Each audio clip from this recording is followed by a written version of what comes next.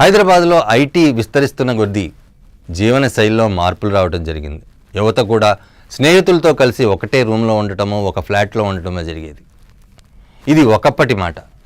స్నేహితుల వరకు మాత్రమే పరిమితమైన ప్రాంతం. కానీ ఇప్పుడు లివ్ ఇన్ రిలేషన్ అనేది రెగ్యులర్గా జరుగుతోంది. అటు అమ్మాయి కానీ అబ్బాయి కానీ ఓ ఫ్లాట్ తీసుకోవటం, ఆ ఫ్లాట్లో ఉండటం. ఇది దేశంలోనే 4,000 కోట్ల బిజినెస్ అంటే ఎవరైనా నమ్ముతారా? అంతేకాదు, హైదరాబాద్ మాత్రమే 750 కోట్ల రూపాయల బిజినెస్ చేస్తోంది. హైదరాబాద్లోని కూకట్పల్లి ఫైనాన్షియల్ డిస్ట్రిక్ట్లో లివ్ ఇన్ రిలేషన్స్ అపార్ట్మెంట్స్ వెలిశాయి. ఇదంతా మంచిదే. యువత కలిసి ఉండటం అనేది జెన్జీ సిస్టంలో ఇదంతా మంచిది అని కూడా వాళ్ళు మాట్లాడుతున్నారు. ఇదంతా ఆలోచిస్తే మంచిది, పాజిటివ్గానే తీసుకుంటే పాజిటివ్గానే ఉంటుంది. కానీ జరుగుతున్న పరిణామాలు చూస్తే మాత్రం ఇటువంటివి జరగటం ఎంతవరకు సబబు, లివ్ ఇన్ రిలేషన్ ఎంతవరకు సబబు అని కూడా ప్రశ్న వేటాడుతున్నాయి. ముఖ్యంగా చూసుకుంటే ప్రతి ఒక్కళ్ళు కూడా అపార్ట్మెంట్స్లో బెడ్రూమ్స్ సెపరేట్గా ఉండొచ్చు, మిగతావన్నీ సెపరేట్గా ఉండొచ్చు. కానీ ఏదైతే హాల్ ఉంటుందో అవన్నీ కూడా కామన్గా ఉండటం జరుగుతుంది. గేమ్ ప్రాంతం కానీ లేకపోతే మిగతా డైనింగ్ హాల్ కానీ ఇవన్నీ కూడా కామన్గానే. ఇటువంటి సమయంలోనే లివింగ్ రిలేషన్ అవుతోంది. దీంతో వారి మధ్య పొరపచ్చాలు కూడా జరుగుతున్నాయి. కలిసి ఉన్నంత వరకు బాగానే ఉంది. విడిపోయిన తర్వాత అంతకుముందు వారు తీసుకున్న ఫోటోలు, వారితో గడిపిన సమయము, వారి చాట్స్ ఇవన్నీ చూపించి బ్లాక్మెయిల్ సందర్భాలు కూడా జరుగుతున్నాయి.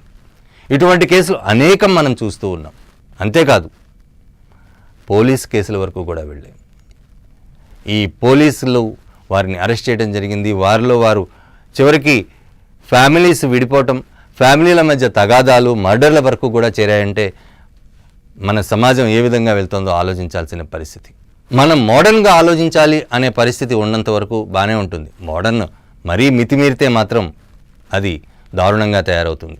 ఈ విషయంలో మనం తల్లిదండ్రుల గురించి కూడా ఆలోచించాలి. తల్లిదండ్రులకు నిజంగానే వీళ్ళు లివ్ ఇన్ రిలేషన్లో ఉన్నారా, ఒకటే అపార్ట్మెంట్లో ఉంటున్నారా అంటే వారికి మాత్రం లేదు, తాము తమ స్నేహితులతో ఉంటున్నామని చెప్తున్నారని కూడా తల్లిదండ్రులు వాపోయిన పరిస్థితులు కనబడుతున్నాయి. తల్లిదండ్రులు కూడా వాళ్ళు ఏం చేస్తున్నారు అనే విషయాన్ని కనుక పరిశీలిస్తే, కనుక్కుంటే ప్రతి చోట వారి మీద ఒక నిఘా అనేది పెడితే బాగుంటుందని కూడా పోలీసు వర్గాలు చెప్తున్నాయి. అలాగే మనం కూడా మారుతున్న పరిస్థితులను అర్థం చేసుకొని పిల్లలతో ఎలా మెలగాలి, పిల్లలకి ఏ విధంగా చెప్పాలి, పిల్లల్ని ఏ విధంగా పెంచాలి అనేది కూడా ఆలోచించాలని అటు మానసిక శాస్త్రవేత్తలు కూడా చెప్తున్నారు.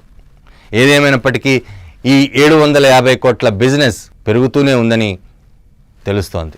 ఎప్పటికైనా అటు ఈ పరిస్థితి రాకుండా లివ్ ఇన్ రిలేషన్ ఉండాలని కోరుకునే వాళ్ళు కోరుకుంటున్నా కూడా దీనివల్ల జరిగే పరిణామాలు ఆలోచించాలని కూడా మనం ఆశిద్దాం.